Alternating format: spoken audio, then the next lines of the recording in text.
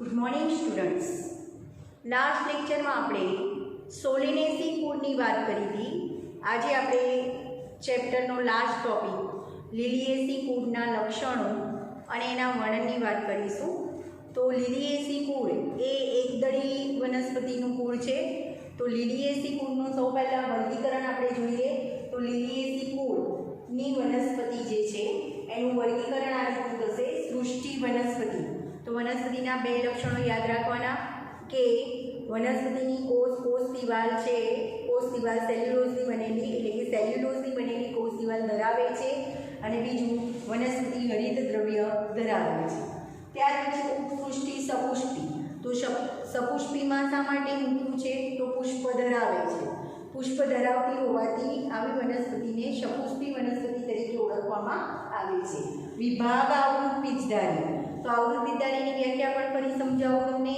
આવૃત બીજધારી એટલે કે બીજ એ પલાવરણથી ઢંકાયેલા અથવા આવૃત હોય તો એને આવૃત બીજ કહેવાય. ને આવૃત બીજ ધરાવતી વનસ્પતિને આવૃત બીજધારી વનસ્પતિ તરીકે ઓળખવામાં આવે છે. હવે અહીંયા વર્ગ એનો એકદળી આવશે. એકદળી મતલબ કે એમાં બીજપત્રોની સંખ્યા કેટલી હોય છે? એક જ હોય છે. તો મોટાભાગની બધી ધાન્ય પ્રકારની વનસ્પતિ એ એકદળી વનસ્પતિ કહી શકાય. અને આ લિલિએસી કુળ છે એ કુળ પણ એનો પણ એકદળી વનસ્પતિમાં સમાવેશ થાય છે. શ્રેણી કોરોનેરી, બરાબર. શ્રેણી કોરોનેરીમાં તમે બીજાશય અધસ્થ લખી શકો, બરાબર. અને કુળ લિલિએસી. તો ટૂંકમાં આ એનું વર્ગીકરણ યાદ રાખવાનું છે. લિલિએસી કુળનું વર્ગીકરણ: સૃષ્ટિ વનસ્પતિ, ઉપસૃષ્ટિ સપુષ્પી, વિભાગ આવૃત બીજધારી, વર્ગ એકદળી, શ્રેણી કોરોનેરી અને કુળ લિલિએસી. હવે કુળ લિલિએસીના આપણે લક્ષણો અને એના વર્ણનની વાત કરીએ તો સૌ પહેલાં આવશે એનું નિવાસસ્થાન. તો નિવાસસ્થાનમાં આ વનસ્પતિ એટલે કે આ કુળની બધી જે વનસ્પતિ છે એ વિશ્વમાં બધી જ જગ્યાએ ફેલાયેલી છે અથવા તો વિશ્વમાં બધી જગ્યાએ વિસ્તરિત છે. હવે આ કુળ જે છે આ વનસ્પતિનું કુળ છે એને લીલી કુળ તરીકે પણ ઓળખવામાં આવે છે. એક્ઝેક્ટ લીલી નામની વનસ્પતિ કેવી હોય છે? જેમ તમે લીલી ડુંગળી જોઈ છે એમ એના પર્ણો હોય છે અને ઉપરની તરફ આ રીતની વનસ્પતિ હોય છે અને ઉપરની તરફ એક વ્હાઇટ રંગનું પુષ્પ હોય છે, બરાબર, જેમાં 6 પાંખડીઓ જોવા મળે છે. તો આવી લીલી નામની વનસ્પતિ છે જેમાં આવું વ્હાઇટ રંગનું પર્ણ ઉપર પુષ્પો હોય છે. સામાન્ય આ લિલિએસી કુળને લીલીના કુળ તરીકે પણ ઓળખવામાં આવે છે. અને આ જે વનસ્પતિ છે અથવા તો લિલિએસી કુળ છે એકદળી વનસ્પતિની લાક્ષણિકતાઓનું પ્રતિનિધિત્વ કરે છે. એકદળી વનસ્પતિની લાક્ષણિકતાઓનું પ્રતિનિધિત્વ એટલે શું? તો જે બધી એકદળી વનસ્પતિ જે ધાન્ય પ્રકારની વનસ્પતિ છે એમાં જે લક્ષણો જોવા મળે છે એ જ આ લિલિએસી કુળની વનસ્પતિમાં જોવા મળે છે. તો આપણે એના વાનસ્પતિક લક્ષણોની સૌ પહેલાં વાત કરીએ. વાનસ્પતિક લક્ષણોમાં વનસ્પતિમાં ભૂગર્ભીય કંદ જોવા મળે છે. ભૂગર્ભીય કંદ અથવા વજ્રકંદ અથવા ગાંઠામૂળી સાથેના બહુવર્ષાયુ છોડ છે. બહુવર્ષાયુ છોડ એટલે ઘણા વર્ષો સુધી એનું આયુષ્ય છે એટલે એને બહુવર્ષાયુ વનસ્પતિ કહેવાય. હવે ભૂગર્ભીય કંદ કોને કહેવાય? તો ભૂગર્ભમાં જે પ્રકાંડ આવેલું હોય એને ભૂગર્ભીય કંદ અથવા વજ્રકંદ તરીકે ઓળખવામાં આવે છે. જેમ કે આપણે સુરણ માટે શું કીધું હતું કે સુરણમાં વજ્રકંદ જોવા મળે છે. એમાં ભૂગર્ભીય પ્રકાંડમાં ખોરાકનો સંગ્રહ થાય છે તો એને વજ્રકંદ તરીકે ઓળખવામાં આવે છે. એમ તમે ડુંગળીમાં જોયું હશે તો ડુંગળીમાં આ પ્રકારની રચના છે. નીચે ડુંગળી જેવી રચના હોય, લીલી ડુંગળી તમે બધાએ જોયેલી છે. ઉપર આ રીતના એના પર્ણો હોય છે અને નીચે આવી રીતે ચપટું ભૂગર્ભીય પ્રકાંડ હોય છે. તો આ જે રચના છે ભૂગર્ભીય પ્રકાંડ છે ચપટું, એને કંદ તરીકે ઓળખવામાં આવે છે. તો લિલિએસી કુળમાં એની વનસ્પતિમાં કેટલીક વનસ્પતિમાં ભૂગર્ભીય એટલે જમીનની અંદર પ્રકાંડ જોવા મળે છે જેને ભૂગર્ભીય કંદ કહેવાય. કેટલીક વનસ્પતિમાં વજ્રકંદ જોવા મળે છે અને કેટલીક વનસ્પતિમાં ગાંઠામૂળી જેવી રચના જોવા મળે છે. હવે ગાંઠામૂળી એટલે શું? રાઇઝોમ એ પણ તમને સમજાવ્યું હતું કે આદુ અને હળદર છે એની જે ગાંઠો છે એને ગાંઠામૂળી અથવા રાઇઝોમ કહેવાય. એની વ્યાખ્યા આપણે શું સમજાવ્યું હતું કે આદુ અને હળદર જેવી વનસ્પતિમાં ભૂગર્ભીય પ્રકાંડ છે જમીનને સમાંતર વિકાસ પામી અને એમાં વધારાના ખોરાકનો સંગ્રહ થઈ માંસલ અને દળદાર બની છે. એની ઉપર ગાંઠ, આંતરગાંઠ, કલિકા, અસ્થાનિક મૂળ જેવી રચનાઓ આવેલી હોય છે જેને ગાંઠામૂળી તરીકે ઓળખવામાં આવે છે. તો તમારે અહીંયા વ્યાખ્યા લખવાની નથી, પણ તમારે એટલું લખવાનું છે કે આ કુળની જે વનસ્પતિ છે એમાં કેટલીક વનસ્પતિમાં ભૂગર્ભીય કંદ જોવા મળે છે, કેટલીક વનસ્પતિમાં વજ્રકંદ જોવા મળે છે અને કેટલીક વનસ્પતિમાં ગાંઠામૂળી જેવી રચના જોવા મળે છે. અને બહુ વર્ષાયુ છોડ હોય છે. બહુ વર્ષાયુ છોડ એટલે ઘણા વર્ષો સુધી આયુષ્ય ધરાવે છે. ત્યાર પછી આપણે પર્ણોની વાત કરીએ તો પર્ણ તલસ્થ એટલે કે નીચે હોય છે. ડુંગળીમાં અને લીલીમાં જુઓ તો આખું આ પર્ણ જ કહેવાય પર્ણનો, કારણ કે ડુંગળીમાં પર્ણતલના ભાગમાં ખોરાકનો સંગ્રહ થાય છે. તો પર્ણ નીચેના ભાગમાં હોય છે, પ્રકાંડની તરત જ ઉપર નીચેના ભાગમાં હોય છે તેને તલસ્થ કહેવાય છે. કેટલીક વનસ્પતિમાં એકાંતરિક પર્ણ જોવા મળે છે. અનુપપર્ણીય મતલબ શું? પર્ણ ઉપપર્ણ ધરાવતા નથી, તો એવા પર્ણોને અનુપપર્ણીય કહેવાય. કેટલીક વનસ્પતિમાં તલસ્થ પર્ણો જોવા મળે છે, દાખલા તરીકે ડુંગળી, લીલી. કેટલીક વનસ્પતિમાં એકાંતરિક પર્ણ હોય છે. તો એકાંતરિક પર્ણ એટલે શું? પ્રકાંડ ઉપર ક્રમિક ગાંઠ ઉપરથી એકાંતરિક પર્ણ ઉત્પન્ન થાય છે. અનુપપર્ણીય પર્ણ એટલે શું? તો પર્ણ ઉપપર્ણો ધરાવતા નથી, એટલે એવા પર્ણોને અનુપપર્ણીય પર્ણ કહેવાય. અને એકદળી વનસ્પતિ છે એટલે એમાં શિરાવિન્યાસ કેવો હશે? સમાંતર શિરાવિન્યાસ. આ પર્ણ હોય તો પર્ણમાં સમાંતર શિરાવિન્યાસ જોવા મળે છે. બરાબર. તો પર્ણની રચના યાદ રાખવાની: તલસ્થ, એકાંતરિક, અનુપપર્ણીય, સમાંતર શિરાવિન્યાસ. હવે આપણે વાત કરીએ પુષ્પવિન્યાસની, પુષ્પીય લક્ષણોની. તો પુષ્પવિન્યાસ એ કેટલીક વનસ્પતિમાં એકાકી પરિમિત હોય છે. એકાકી પરિમિતની વ્યાખ્યા આપણે સમજાવી હતી. એકાકી પરિમિત પુષ્પવિન્યાસનો પહેલો પ્રકાર કે પરિમિત પુષ્પવિન્યાસમાં પુષ્પવિન્યાસ અક્ષની ટોચ ઉપર પુષ્પ ઉત્પન્ન થાય છે. એના કારણે પુષ્પવિન્યાસ અક્ષની ધરીનો વિકાસ અવરોધાય છે. તો લીલી વનસ્પતિ એવી છે કે એની ટોચ ઉપર એક જ પુષ્પ ઉત્પન્ન થયેલું હોય છે. તો એકાકી પરિમિત પુષ્પવિન્યાસ કેટલીક વનસ્પતિમાં જોવા મળે છે, દાખલા તરીકે લીલીમાં. અને છત્રક પ્રકારનો પુષ્પવિન્યાસ જોવા મળે છે. જે પણ તમે શીખી ગયા, છત્રક પ્રકારનો પુષ્પવિન્યાસ એ અપરિમિત પુષ્પવિન્યાસનું ઉદાહરણ છે. અને છત્રક પ્રકારનો પુષ્પવિન્યાસ એમાં જોવા મળે છે તો ડુંગળીમાં છત્રક પ્રકારનો પુષ્પવિન્યાસ જોવા મળે છે. તો યાદ રાખજો, પુષ્પવિન્યાસ કેટલીક વનસ્પતિમાં એકાકી પરિમિત પુષ્પવિન્યાસ જોવા મળે છે, એટલે કે ટોચ ઉપર એક જ પુષ્પ ઉત્પન્ન થયેલું હોય છે. અને કેટલીક વનસ્પતિમાં છત્રક પ્રકારનો અપરિમિત પુષ્પવિન્યાસ જોવા મળે છે. છત્રક પ્રકારનો અપરિમિત પુષ્પવિન્યાસ એટલે શું? તો પુષ્પવિન્યાસ અક્ષની જે ધરી છે એ સંકોચાય છે અને એની ટોચ ઉપર છત્રીના સળિયાની જેમ સદંગી પુષ્પો ઉત્પન્ન થાય છે, જેને છત્રક પ્રકારનો પુષ્પવિન્યાસ કહેવાય છે. અને એની નીચે ઘણા બધા નિપત્રોથી બનેલું નિચક્ર આવેલું હોય છે, જે આગળ ટોપિકમાં તમે શીખી ગયા છો. હવે આપણે વાત કરીએ પુષ્પની. તો પુષ્પ કેવા હોય છે? દ્વિલિંગી. દ્વિલિંગી મતલબ વજ્રચક્ર, દળચક્ર તો જેવા ભાગો તો ખરા જ, પણ પુંકેસર ચક્ર, સ્ત્રીકેસર ચક્ર મતલબ ચારે ચાર ચક્ર હાજર છે, તો દ્વિલિંગી પુષ્પ કહેવાય. નિયમિત પુષ્પ એટલે શું?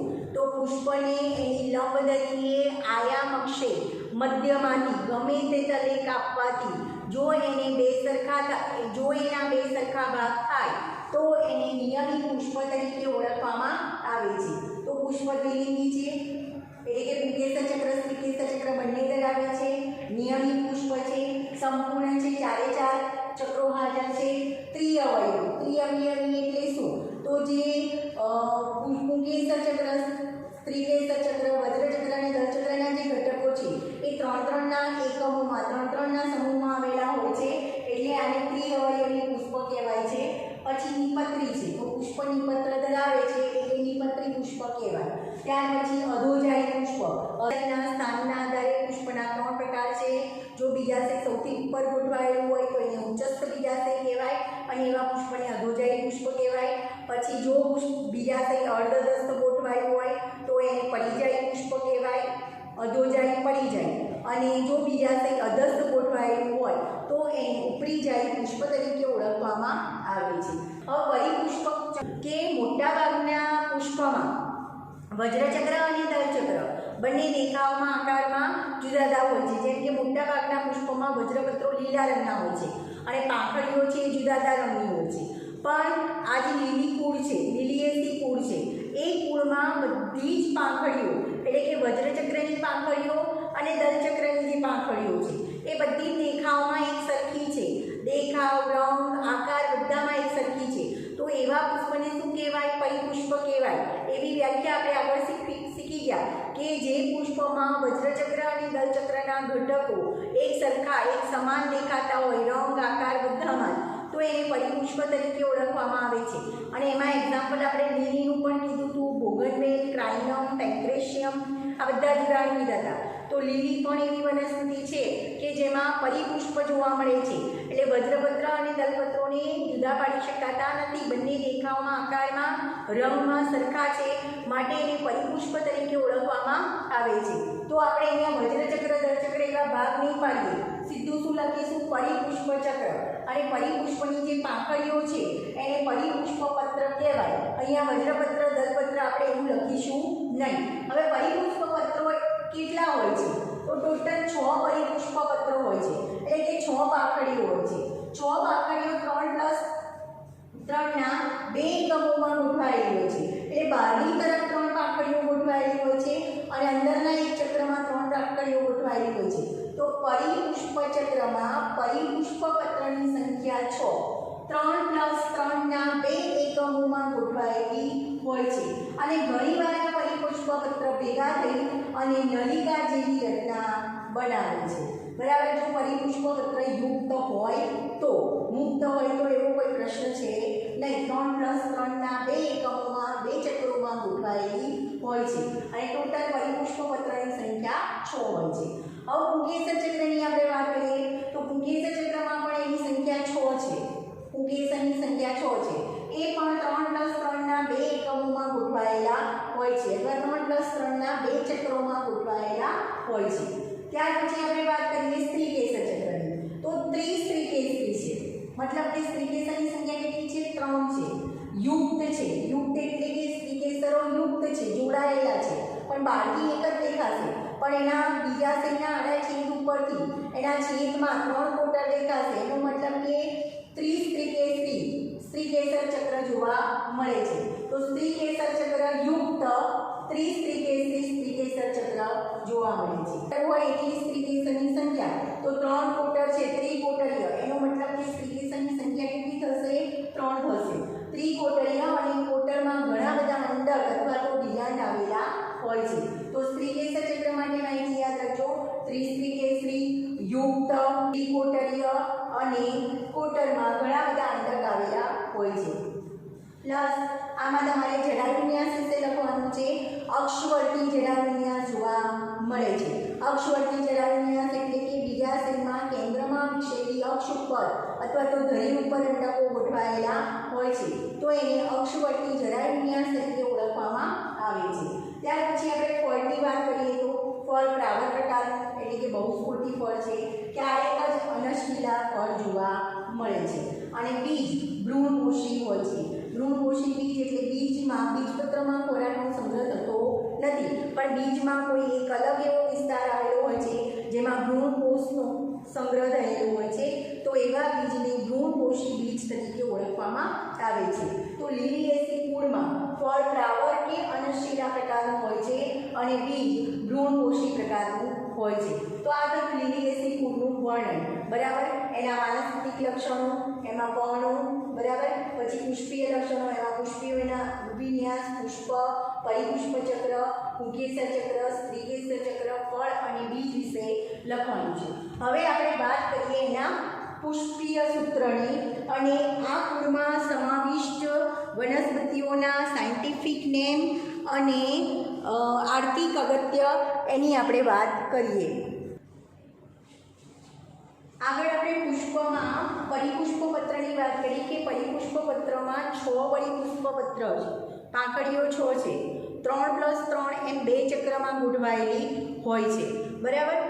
આગળ આપણે પુંકેસર ચક્રની પણ વાત કરી કે પુંકેસર ચક્રની સંખ્યા પણ 6 છે અને 3+3 એમ 2 એકમોમાં ગોઠવાયેલા હોય છે. ગમે તે તલે પુષ્પને એની લંબ અક્ષે આયામ ધરીએ મધ્યમાંથી ગમે તે તલે કાપવાથી એના બે સરખા ભાગ થાય તો એ નિયમિત પુષ્પ કહેવાય. પછી દ્વિલિંગી પુષ્પ એટલે પુંકેસર ચક્ર સ્ત્રીકેસર ચક્ર બંને હાજર છે અને પુષ્પ અધોજાયી છે. આગળ પુષ્પનો મતલબ શું? તો બીજાશય ઉચ્ચસ્થ છે. સ્ત્રી કેસરમાં બીજાશય ઉચ્ચસ્થ જોવા મળે છે. એનો મતલબ કે બાકીના ચક્રો કરતાં પુષ્પાસન પર બીજાશય સૌથી ઉપર ગોઠવાયેલો હોય છે અને બાકીના ચક્રો નીચે ગોઠવાયેલા હોય છે. તો એને ઉચ્ચસ્થ બીજાશય કહેવાય અને ઉચ્ચસ્થ બીજાશય ધરાવતા પુષ્પને અધોજાયી પુષ્પ કહેવાય. તો પુષ્પ અધોજાયી કહેવાય. સ્ત્રી કેસરની વાત કરીએ તો ત્રિસ્ત્રી કેસરી, યુક્ત સ્ત્રી કેસરી એટલે બીજાશયમાં કોટરની સંખ્યા 3 હશે. બીજાશય ઉચ્ચસ્થ છે અને કોટરમાં ઘણા અંડક આવેલા હોય છે. તો પુષ્પમાં ખાસ યાદ રાખજો આ રીતના અધોજાયી પુષ્પ એટલે કે બીજાશય ઉચ્ચસ્થ જોવા મળે છે. ત્રિસ્ત્રી કેસરી, યુક્ત સ્ત્રી કેસર જોવા મળે છે. વૈજ્ઞાનિક નામની આપણે વાત કરીએ તો આ કુળમાં સમાવિષ્ટ કેટલીક વનસ્પતિના વૈજ્ઞાનિક નામ આપેલા છે. જેમ કે ડુંગળીનું વૈજ્ઞાનિક નામ શું થાય? એલિયમ સેપા. પછી કુવારપાઠું જેને આપણે એલોવેરા તરીકે ઓળખીએ છીએ. તો કુવારપાઠું એ ઔષધ તરીકે પણ ઉપયોગમાં લેવાય છે. તો ડુંગળીનું વૈજ્ઞાનિક નામ થશે એલિયમ શેપા, કુવારપાઠુંનું વૈજ્ઞાનિક નામ થશે એલોવેરા. ત્યાર પછી સતાવરી નામની વનસ્પતિ છે જે આયુર્વેદિક દવામાં વધારે ઉપયોગમાં લેવામાં આવે છે. જેનું વૈજ્ઞાનિક નામ થશે એસ્પેરેગસ રેસિમોસસ. એસ્પેરેગસ રેસિમોસસ એ સતાવરીનું વૈજ્ઞાનિક નામ છે. પછી વચના, તો વચનાનું વૈજ્ઞાનિક નામ થશે ગ્લોરિયોઝા સુપરબા. ગ્લોરિયોઝા સુપરબા. તો આ કુળમાં સમાવિષ્ટ વનસ્પતિમાં 4 વૈજ્ઞાનિક નામ યાદ રાખવાના છે જે તમને નીટમાં પૂછી શકાય. ડુંગળીનું વૈજ્ઞાનિક નામ એલિયમ શેપા, કુવારપાઠુંનું વૈજ્ઞાનિક નામ એલોવેરા, સતાવરીનું વૈજ્ઞાનિક નામ એસ્પેરેગસ રેસિમોસસ, વચનાનું વૈજ્ઞાનિક નામ ગ્લોરિયોઝા સુપરબા. હવે આપણે એના પુષ્પસૂત્રની વાત કરીએ તો પુષ્પમાં બિયાર લખ્યું. બિયારનો મતલબ પુષ્પસૂત્રમાં બિયાર લખ્યું છે. બિયારનો મતલબ શું થશે? તો પુષ્પ નિપત્રી છે. બરાબર, પુષ્પમાં નિપત્ર હાજર છે. તો નિપત્રી પુષ્પ છે એના માટેની સાઇન છે બિયાર. પછી પુષ્પ નિયમિત છે તો એના માટેની સાઇન છે ગોળ સર્કલ અને એમાં પ્લસની નિશાની. પછી પુષ્પ દ્વિલિંગી છે એટલે કે સ્ત્રી કેસર ચક્ર અને પુંકેસર ચક્ર બંને હાજર છે તો ગોળ અને એની ઉપર ત્રાસી તીરની નિશાનીની નીચે પ્લસની નિશાની. પછી P3+3 એનો મતલબ કે પરિપુષ્પ પત્ર 6 છે. 6માં 3+3 એમ 2 એકમમાં ગોઠવાયેલા હોય છે. પુંકેસર છે એ પણ 3+3 એમ ગોઠવાયેલું છે. પુંકેસર પણ 6 છે અને 3+3 એમ 2 ચક્રમાં અથવા 2 એકમમાં ગોઠવાયેલું છે. હવે તમે જુઓ તો પુંકેસર અને દલપત્ર પુંકેસર અને પરિપુષ્પ પત્રની જોડાણ આવી રીતે બતાવ્યું છે. તો આનો મતલબ શું થાય કે પુંકેસર છે એ પરિપુષ્પ અભિલગ્ન છે. પરિપુષ્પ અભિલગ્નનો મતલબ શું થાય? પુંકેસર એ પરિપુષ્પ પત્રની પાંખડીઓ સાથે જોડાયેલું હોય તો એને પરિપુષ્પ અભિલગ્ન તરીકે ઓળખવામાં આવે છે. તો P3+3 મતલબ પરિપુષ્પ પત્રની પાંખડીઓ 6 છે. 3+3 એમ 2 એકમો પણ ગોઠવાયેલી છે અથવા 2 ચક્રમાં ગોઠવાયેલી છે. પુંકેસર તો એ પણ 6 છે. 3+3 એમ 2 ચક્રમાં ગોઠવાયેલા છે. P અને એ જોડાયેલા છે પરિપુષ્પ લગ્ન છે એટલે કે પુંકેસર પરિપુષ્પ અભિલગ્ન છે એટલે P અને એને જોડાયેલા બતાવ્યા છે. G3 એનો મતલબ પુંકેસર સ્ત્રી કેસરની સંખ્યા 3 છે અને કૌંસમાં છે એટલે કે એનો મતલબ સ્ત્રી કેસર ચક્ર યુક્ત હોય છે. યુક્ત એટલે જોડાયેલા હોય છે અને બીજાશય ઉચ્ચસ્થ હોય છે. યાદ રાખજો કે બીજાશય ઉચ્ચસ્થ છે અધોજાયી પુષ્પ છે એટલે બીજાશય ઉચ્ચસ્થ છે એટલે આપણે સાઈન નીચે કરીશું. બરાબર, અને ગાયરોડિશિયમ એટલે સ્ત્રી કેસરની નીચેની તરફ સાઈન બતાવીશું, લાઈન કરીશું. હવે વાત કરીએ આપણે આર્થિક અગત્ય ધરાવતી વનસ્પતિની. તો આ કુળમાં સમાવિષ્ટ કઈ વનસ્પતિ આર્થિક અગત્ય ધરાવે છે? તો ટ્યુલિપ અને વચનાક નામની વનસ્પતિ છે એ સુશોભન માટે ઉપયોગી છે. ઔષધ તરીકે એલોવેરા અથવા કુવારપાઠું જે ઔષધ તરીકે ઉપયોગમાં લેવાય છે અને બધા સૌંદર્ય પ્રસાધનો બનાવવા માટે પણ એનો ઉપયોગ કરવામાં આવે છે. ઘણા બધા સ્કિન ડિઝીઝ એનાથી મટે છે કુવારપાઠું એટલે કે એલોવેરાથી. એટલે કે આયુર્વેદિક દ્રષ્ટિએ ઔષધ તરીકે કુવારપાઠું એટલે કે એલોવેરા એટલું બધું અગત્યનું છે. એ જ રીતે સતાવરીનો ઉપયોગ શાકભાજી પણ કરવામાં આવે છે, કારણ કે શતાવરીના જે ભૂમિગત મૂળ છે એમાં ખોરાકનો સંગ્રહ થાય છે અને શતાવરી ઔષધ તરીકે પણ ઉપયોગમાં લેવાય છે અને શાકભાજી તરીકે આપણે ડુંગળી અને પલ્ચિકમ નામની વનસ્પતિ છે એનો ઉપયોગ શાકભાજી તરીકે કરવામાં આવે છે. તો આ થયું લીલિએસી કુળનું પુષ્પસૂત્ર, એની પુષ્પની રચના, સ્ત્રીકેસરની રચના ફરીથી સમજાવી, પછી વૈજ્ઞાનિક નામ અને આર્થિક અગત્યતા. હવે આપણે એના ફ્લોરલ ફોર્મ્યુલા, ફ્લોરલ ડાયાગ્રામની આપણે વાત કરીશું. એનો ડાયાગ્રામ કેવી રીતે ડ્રો થાય છે એની આપણે વાત કરીએ. હવે આપણે એની પુષ્પાકૃતિની વાત કરીએ તો અહીંયા તમને લીલિએસી કુળમાં ડુંગળી એટલે કે એલિયમ સેપા એની ફ્લોરલ ડાયાગ્રામ બતાવેલી છે. એટલે કે આ ડુંગળી સાથેના એના પર્ણો, ડુંગળીમાં આવીની પર્ણની રચના હોય છે ડુંગળી, તો એમાં આ જે છે એ સંકુચિત પ્રકાંડ છે, સંકુચિત ભૂમિગત પ્રકાંડ છે જેને કંદ તરીકે ઓળખવામાં આવે છે. ભૂમિગત સંકુચિત પ્રકાંડ અથવા ડિસ્ક જેવું પ્રકાંડ બરાબર જે જમીનની અંદર હોય છે અને એ પ્રકારની ઉપર આવા અસ્થાનિક મૂળ ઉત્પન્ન થાય છે. ત્યાર પછી આ પર્ણતલનો ભાગ છે, આ બધી જ રચના જે પર્ણની છે, તો પર્ણનો આ જે ભાગ છે એને પર્ણપત્ર કહેવાય જે લીલા રંગનો હોય છે અને આ જે ભાગ છે એને પર્ણતલ કહેવાય. તો તમને ખ્યાલ છે કે ડુંગળીમાં ખોરાક સંગ્રહી રચના છે, જે ડુંગળીમાં એના પર્ણ દ્વારા બનાવેલો ખોરાક, એમાં વધારાના ખોરાકનો સંગ્રહ પર્ણતલના ભાગમાં થાય છે અને વચ્ચેના જે પર્ણતલ છે માંસલ અને દળદાર જે ખાવા લાયક હોય છે અને બહારના પર્ણતલ છે એ શુષ્ક અને ખોતરા જેવા હોય છે. આ પર્ણપત્રનો ભાગ છે જે લીલા રંગનું છે અને પ્રકાશ વિશ્લેષણની ક્રિયા કરી અને ખોરાક બનાવે છે અને પર્ણની ટોચ ઉપર પુષ્પ ઉત્પન્ન થાય છે, પુષ્પ વિન્યાસ ઉત્પન્ન થાય છે. તો ડુંગળીમાં છત્રક પ્રકારનો પુષ્પ વિન્યાસ જોવા મળે છે. તો અહીંયા તમને આ પુષ્પ વિન્યાસ બતાવ્યું છે. એ જ રીતે અહીંયા પણ તમને પુષ્પ વિન્યાસ બતાવ્યો છે, છત્રક પ્રકારનો પુષ્પ વિન્યાસ, અને એમાંથી આ એક જ પુષ્પ બતાવ્યું છે. હવે પુષ્પની રચના જોઈએ તો પુષ્પને આપણે કીધું કે અહીંયા પરિપુષ્પ જોવા મળે છે. પરિપુષ્પ મતલબ શું? તો અહીંયા વજ્રપત્ર કે દલપત્ર જેવા અલગ ભાગ જોવા મળતા નથી. બધી જ પાંખડીઓ એક સરખા રંગની, એક સરખી આકારની દેખાય છે, માટે એવા પુષ્પને પરિપુષ્પ કહેવાય અને એની પાંખડીઓને પરિપુષ્પ પત્ર તરીકે ઓળખવામાં આવે છે. તો પરિપુષ્પ પત્રની પાંખડીઓ 6 છે, 6 પાંખડીઓ છે અને એ 3+3 એમ 2 ચક્રમાં ગોઠવાયેલી હોય છે. બીજું પુંકેસરની વાત પણ આપણે કરી હતી, તો પુંકેસર પણ 6 છે અને 3+3 2 ચક્રમાં ગોઠવાયેલા હોય છે અને પ્લસ પુંકેસર છે પરિપુષ્પની પાંખડીઓ સાથે જોડાયેલા હોય છે, મતલબ પુંકેસર પરિપુષ્પ અભિલગ્ન છે. હવે મેઇન આપણે આ આકૃતિની વાત કરીએ, આ જે તમને પરીક્ષા લક્ષી છે, પરીક્ષામાં પૂછી શકાય. તો આપણે વાત કરીએ પુષ્પની આ પુષ્પાકૃતિમાં સાઈન, મતલબ કે નિયમિત પુષ્પ, માથું ઓક્સિલરી નિયમિત પુષ્પ બતાવે છે. હવે પરિપુષ્પ પત્રની પાંખડીઓ 6 છે, તો 3+3 એમ 2 ચક્રમાં ગોઠવાયેલી છે. 3 પરિપુષ્પની પાંખડીઓ બહારની તરફ એક ચક્રમાં ગોઠવાયેલી છે, 1, 2 અને 3, અને 3 પાંખડીઓ પરિપુષ્પ પત્રની પાંખડીઓ અંદરના ચક્રમાં ગોઠવાયેલી છે. તો 3+3 ના ચક્રમાં એમ 2 ચક્રમાં પરિપુષ્પની પાંખડીઓ ગોઠવાયેલી હોય છે. તો આ પરિપુષ્પ પત્ર છે, 1, 2, 3 એક ચક્રમાં ગોઠવાયેલી અને બીજા 1, 2, 3 બીજા ચક્રમાં ગોઠવાયેલા, બરાબર. ત્યાર પછી આપણે વાત કરીએ પુંકેસરની, તો પુંકેસરો એ પણ 6 છે અને 3+3 2 ચક્રમાં ગોઠવાયેલા છે. અને આપણે વાત કરીએ કે પુંકેસર એ પરિપુષ્પ પત્ર સાથે અભિલગ્ન મતલબ જોડાયેલા છે. તો જુઓ, બહારના ચક્રમાં 3 પુંકેસરો બતાવ્યા છે જે બહારની પરિપુષ્પ પત્રની પાંખડીઓ સાથે જોડાયેલા છે. તો એક ચક્ર ધરું, આ 1, 2, 3 એ પુંકેસરનું એક ચક્ર ધરું. પછી અંદર જે પરિપુષ્પ પત્ર છે એની સાથે પાછા 3 પુંકેસર ગોઠવાયેલા છે. તો આ બીજું ચક્ર થયું, એમાં પણ 3 પુંકેસર આવેલા છે.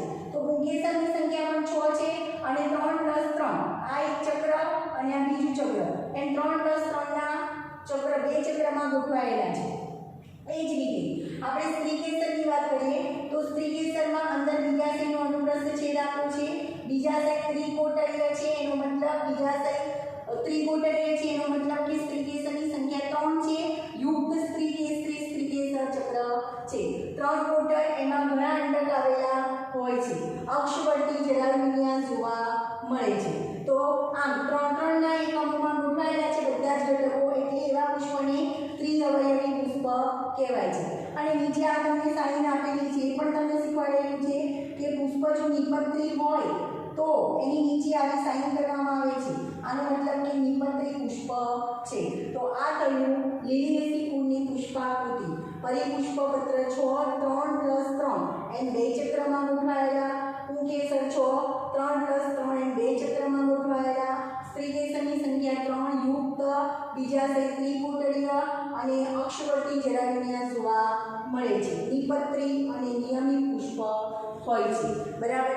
તો લીલિએસી કુળની ફ્લોરલ ડાયાગ્રામ, ફ્લોરલ ફોર્મ્યુલા એ બધું યાદ રાખજો. તો આ ચેપ્ટરમાં તમારે 4 પુષ્પાકૃતિ અને 4 પુષ્પસૂત્ર યાદ રાખવાના છે. એક એક્ઝામ્પલ તરીકે રાઈનું પુષ્પાકૃતિ અને પુષ્પસૂત્ર અને બાકીના 3 કુળ ફેબેસી કુળ, સોલેનેસી કુળ અને લીલિએસી કુળ ત્રણેયના પુષ્પસૂત્ર અને ત્રણેયની પુષ્પાકૃતિ ખાસ યાદ રાખવાની છે.